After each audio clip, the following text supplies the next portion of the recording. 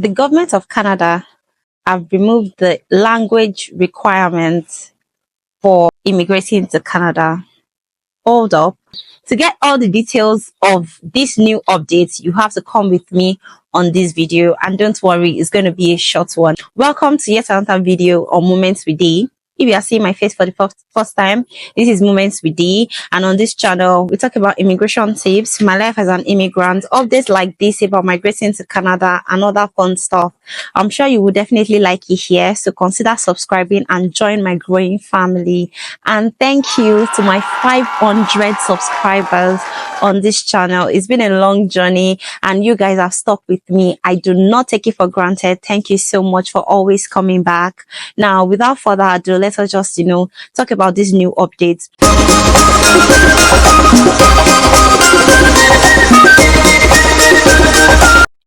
So specifically, the government of Canada has removed the language requirement for non-express entry provincial nomination routes. So what does this mean?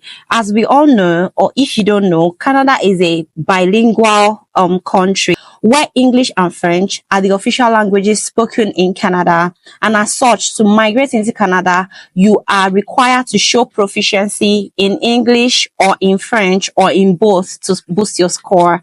But now the government of Canada have come to announce that you do not need a language requirement for provincial nomination routes that do not require you to go through the express entry.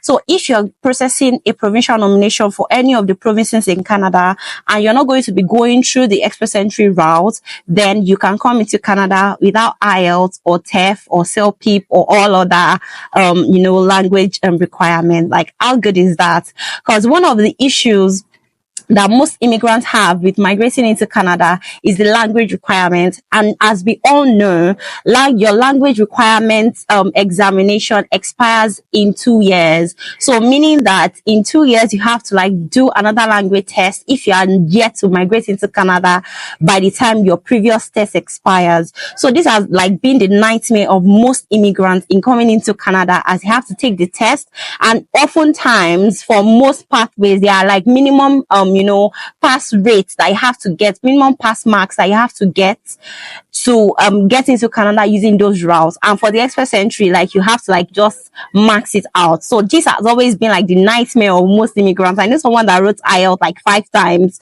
before they were even able to get into Canada, and some are still writing IELTS and they've not even gotten in.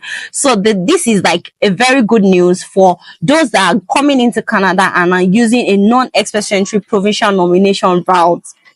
Right.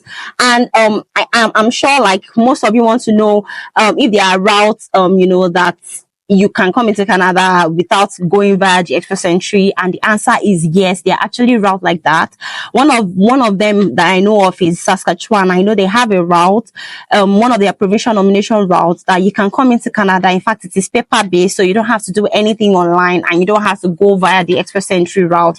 So for that route now, you don't have to put in a language requirement. So if you have your educational credentials and all other things, you can easily just go to Saskatchewan, go for this route, and you don't have to bother about English language test. Specifically, this is basically to reduce the processing time and ensure that the immigration process is easier, particularly if you are going via this route, which is bringing in skilled worker or students all over the world. And for those of you that are wondering what provincial nomination is, the Provincial Nominee Program is an initiative of the Government of Canada to enable provinces of the country to take part in its immigration decision. The program enables provinces to nominate immigrants who wish to reside and settle in their provinces, either for work or study in Canada.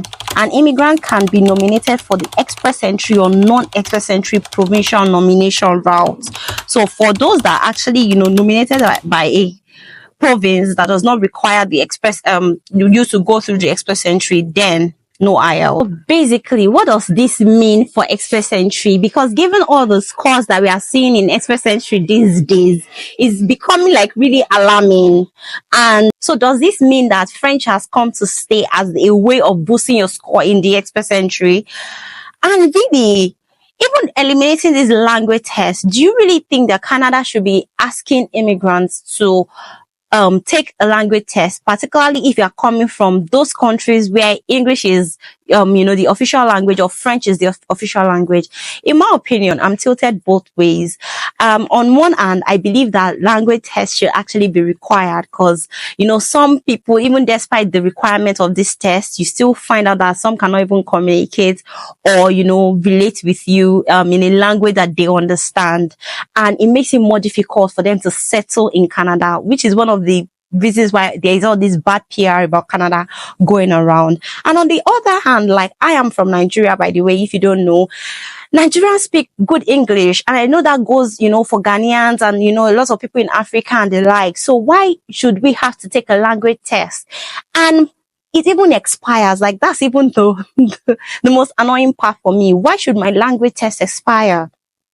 I speak English, and in 2 years, doesn't mean I'm going to forget how to speak English or write English, or, I don't know. So what do you think? Should language tests be like completely eliminated in Canada immigration? Drop your feedback in the comments. Let me know.